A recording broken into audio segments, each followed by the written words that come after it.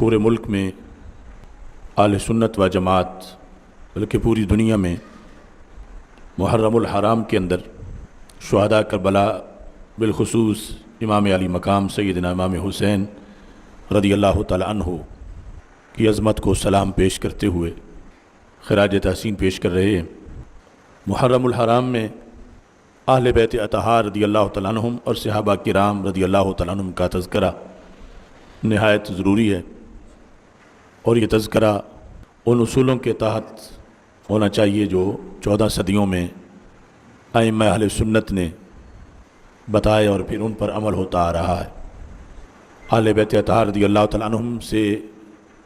Fuse و برکات کے حصول کے لیے اور صحابہ کرام رضی اللہ تعالیٰ عنہم سے فیوز و برکات کے حصول کے لیے محافل کا انعقاد بہت ضروری ہے، اور پھر ان ہستیوں کے جو عقائد و نظریات ہیں اور جو معمولات ہیں اور اپنی زندگی میں جو ان کی تقریریں تھیں، انداز تبلیغ تھا اور ان کا جو پیغام تھا، اگر اس کو اجاگر کیا جائے گا تو یقیناً ان کی ارواح بہت خوش ہوں گی، اور جن لوگوں نے محفل کا انعقاد کیا، خواہ وہ منتظمین ہوں، شرکاء ہوں یا بیان کرنے والے ہوں، سب پر ابر کرم برسے گا۔ اور اگر معاذ اللہ کو ایسا طریقہ اپنایا گیا جو ایسی بات کی گئی جو ان کے پیغام کے منافی ہے، تو پھر الٹا ان کی طرف سے ناراضگی ہوگی کہ ہمارے نام پر یہ لوگ کیسا دھندا کر رہے ہیں۔ تو اس بنیاد پر مبلغین کو، ائمہ خطباء کو، مقررین کو سر فہرست اس بات کو پیش نظر رکھنا چاہیے کہ وہ ان ہستیوں کی ناراضگی کا باعث نہ بنے بلکہ ان کی خوشنودی کا باعث بنے، اور وہ صرف اور صرف ان کی تعلیمات کو اجاگر کرنے سے ہی ہو سکتا ہے۔ چونکہ معاشرے میں مختلف اسباب کی بنیاد پر جو رافضی بیانیہ ہے وہ سرایت کر رہا ہے، اس کے عوام پر تو کیا، ائمہ خطباء پر، علماء پر، مقررین پر، ان کی تقریروں پر، انداز بیان پر بھی بہت گہرے اثرات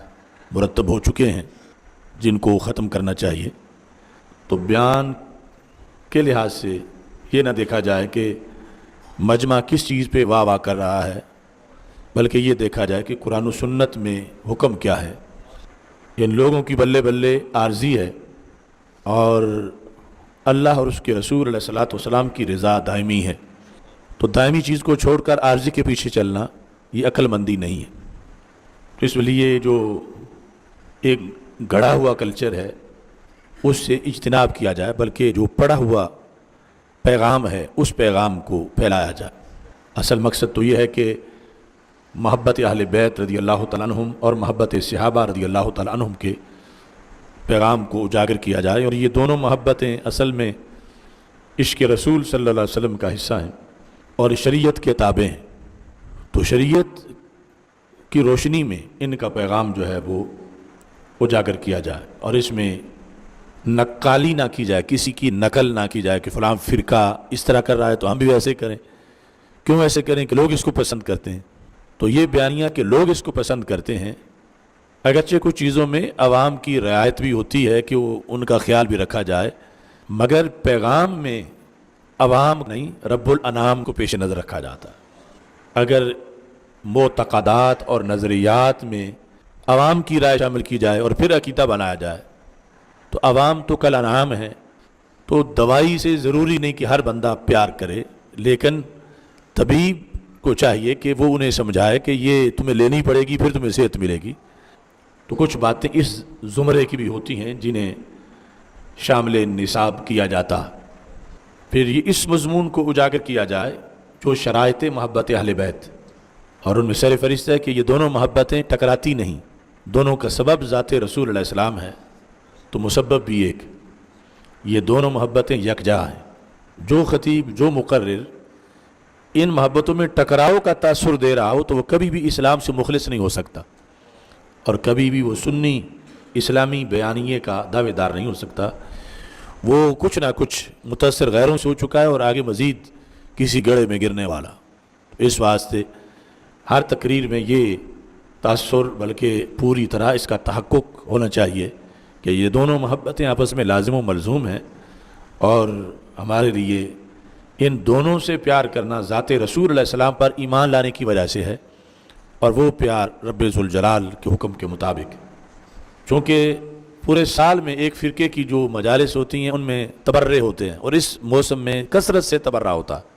حضرت مجدد الفسانی رحمۃ اللہ علیہ نے لکھا تھا کہ یہ بد نصیب لوگ ابو جہل عتبہ شبہ کو تو گالیاں نہیں نکالتے، مگر جن کی وفاؤں سے اسلام پھیلا ہے ان کے خلاف یہ بولتے، تو اس لیے اس چیز کو بھی بطور خاص نوٹ کیا جائے اور قانون نافذ کرنے والے اداروں تک وہ چیز پہنچائی جائے کہ اگر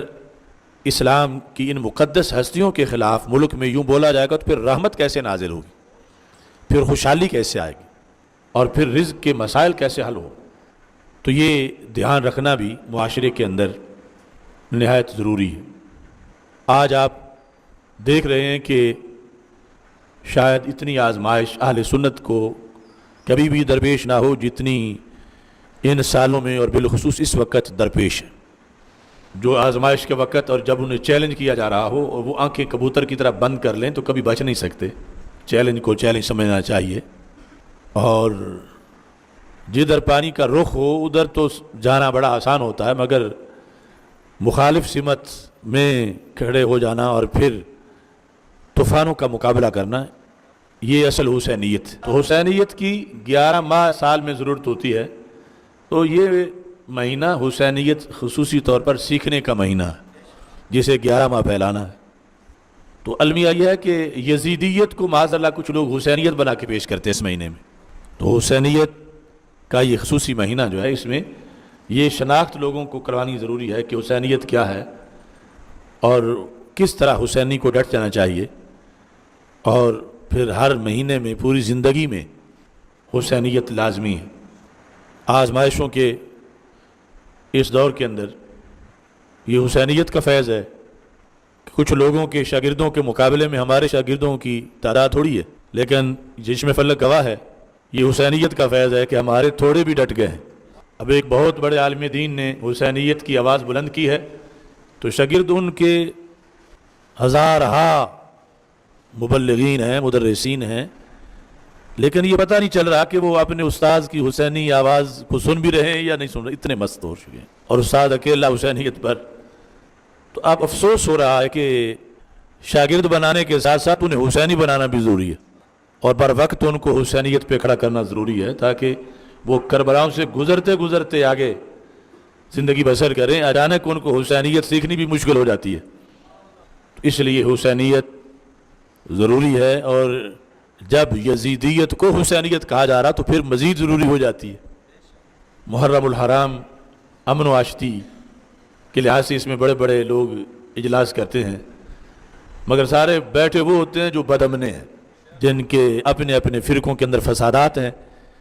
اکٹھے بیٹھے امن کی بولی بول رہے ہوتے۔ تو امن کا ایک ہی فارمولہ ہے کہ اہل بیت اطہار رضی اللہ تعالی عنہ سے پیار سرکار کے صدقے کیا جائے،